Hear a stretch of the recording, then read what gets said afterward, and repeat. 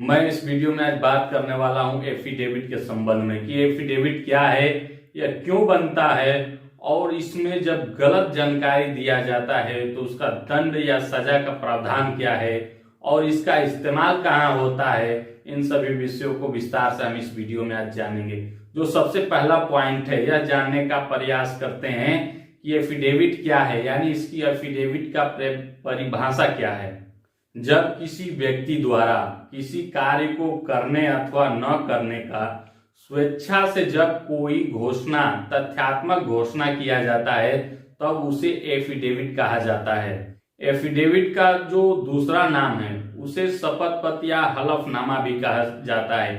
Affidavit में क्या होता है कि शपथ करता है या शपथ करते हुए पूर्ण रूप से अपने जानकारी और पूर्ण निष्ठा से जो कथन कहता है वो सत्य होता है, इसकी गारंटी वो देता है। जब शपथ पत्र तैयार हो जाता है तो उसके सिग्नेचर अपना करता है। इसके बाद ओथ कमिश्नर या जो नोटरी पब्लिक होते हैं उनसे टेस्ट कराया जाता है, तब जाके वो शपथ पत्र होता है वो पूर्ण होता है। एफिडेविट के संबंध में जो अगला मुख्य बिंदु है, यह समझने का प्रयास करते हैं कि एफिडेविट का इस्तेमाल कहाँ होता है।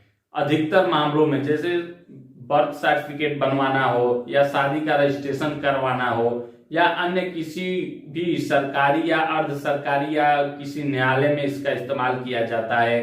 स्टूडेंट का अगर एकेडमिक गैप है, यानी हाई स्कूल पास करने के बाद 1 वर्ष का गैप है या इंटर पास करने के बाद आर्थिक कारणों से छात्र का एडमिशन नहीं ले पाता है, उसका बीच में 1 या 2 वर्ष का जब गैप हो जाता है तो उस गैप क्यों हुआ और वह आगे किस उद्देश्य या किस कारण से एडमिशन लेना चाहता है, इसका विवरण शपथ पत्र में देना पड़ता है। इसलिए छात्रों के लिए भी यह बहुत ही महत्वपूर्ण हो जाता है। इसका इस्तेमाल करने से पहले आपको एक स्टाम्प पेपर खरीदना होगा।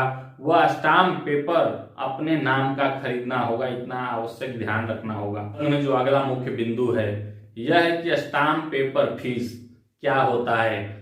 तो अधिकतर राज्यों में, यानी विभिन्न राज्यों में अलग अलग स्टाम्प ड्यूटी एक्ट बनाया गया है। अलग अलग राज्यों का अलग अलग फीस निर्धारण है।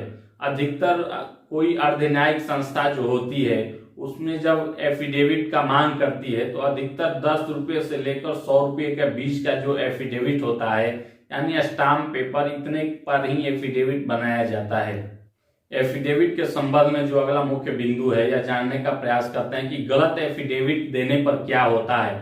अगर आप कोई तथ्य आपने गलत दिया है एफिडेविट में या स्टाम्प पेपर पर लिखकर, अगर यह मान लेता है कोर्ट, यह साबित हो जाता है तो आपको आईपीसी की धारा, यानी इंडियन पेनल कोड की जो धारा होती है 419 के तहत, यानी उसमें यह प्रावधान है कि जब पहचान बदलकर कोई, यानी धोखा देना, पहचान बदलकर धोखा देना के तहत मुकदमा दर्ज किया जा सकता है। और जब आप एफिडेविट न्यायालय में देते हैं तो न्यायालय भी अगर गलत कथन पाता है तो न्यायालय द्वारा भी आदेश दिया जा सकता है आपके ऊपर मुकदमा दर्ज करने के लिए। इस प्रकार से कहा जा सकता है कि एफिडेविट का प्रयोग चाहे न्यायालय में हो, चाहे अर्ध न्यायिक संस्था में या अथॉरिटी में हो, कहीं भी अगर आप गलत इस्तेमाल इसका करते हैं, गलत तथ्यों का प्रयोग करते हैं तो आईपीसी की धारा 419 के तहत आपके ऊपर मुकदमा चलाया जा सकता है। एफिडेविट के संबंध में जो अगला मुख्य बिंदु है, यह जानने का प्रयास करते हैं कि एफिडेविट मिलता कहाँ है, यानी स्टाम्प पेपर कैसे आप तैयार कर सकते हैं।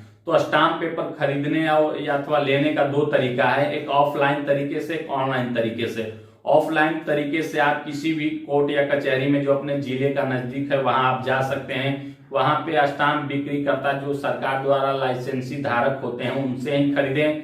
और जो ऑनलाइन है वो जो सरकारी वेबसाइट होता है स्टाम्प पेपर का, उस पे आप जाकर ऑनलाइन अपना विवरण भर के, फीस जमा करके और एक बॉन्ड पेपर पर स्टाम्प पेपर आप निकाल सकते हैं। इस तरीके से आप एफिडेविट 2 तरीकों से प्राप्त कर सकते हैं। इसमें जो अगला मुख्य बिंदु है कि एफिडेविट का भाषा क्या होना चाहिए। एफिडेविट आप लोकल क्षेत्र में अगर निवास करते हो तो किसी भी राज्य का जो भाषा है अपने क्षेत्र में, उस भाषा या क्षेत्र में आप लिखवा सकते हैं। परंतु अधिकतर मामलों में या समानता कहा जाए तो हाई कोर्ट या सुप्रीम कोर्ट का जो मामला होता है उसमें जब एफिडेविट आप जमा करेंगे तो उसका भाषा केवल इंग्लिश ही होता है अधिकतर मामलों में। उसमें आप अन्य भाषा का आप इस्तेमाल नहीं कर सकते हैं। इस प्रकार से हमने समझा कि एफिडेविट क्या है, यह कैसे बनता है और इसका गलत इस्तेमाल पर क्या हमारे ऊपर मुकदमा दर्ज हो सकता है। इन सभी बिंदुओं से हमने एफिडेविट को विस्तार से समझा और जाना।